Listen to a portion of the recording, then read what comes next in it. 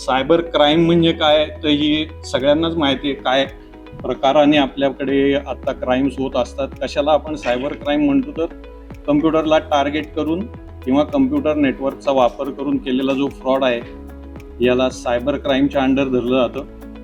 मोबाईलच्या बाबतीत केलेले जे फ्रॉड्स आहेत ते सुद्धा सायबर क्राईमच्या अंडरच येतात. घरामध्ये आपला मोबाईल जर का घरातल्या दुसऱ्या व्यक्तीने ॲक्सेस केला तर तो सुद्धा सायबर क्राईमच आहे. फक्त आपण आपल्या सोयीसाठी त्याला क्राईमच्या अंडर काउंट करत नाही, आपली सोय बघतो, पण तो सुद्धा एक क्राईमच आहे. कारण माझ्या मोबाईलला समजा मी एखादा पासवर्ड टाकून ठेवलाय किंवा पॅटर्न टाकून ठेवलाय आणि घरातल्या दुसऱ्या कुठल्या तरी व्यक्तीने तो ॲक्सेस केला तर तो सुद्धा सायबर क्राईमच होतो.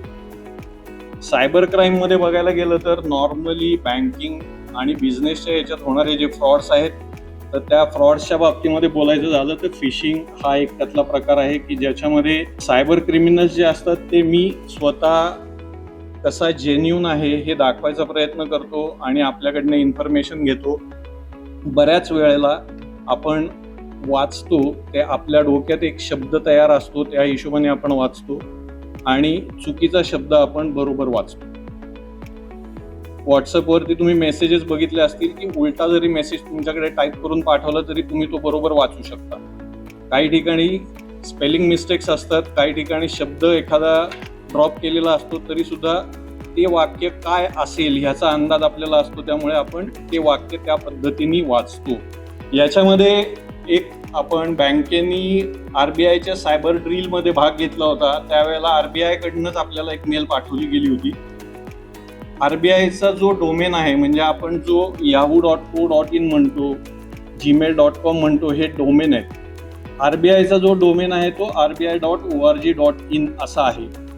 पण RBIने पाठवलेली जी मेल होती त्या मेलचा डोमेन होता rbli.org.in. हे जर का आपण प्रॉपरली चेक केलं नाही तर आपल्याकडची इन्फॉर्मेशन ही फ्रॉडस्टरकडे जाऊ शकते. त्यामुळे येणारी प्रत्येक मेल जी आहे ही मेल तुम्ही चेक करणं अपेक्षित आहे.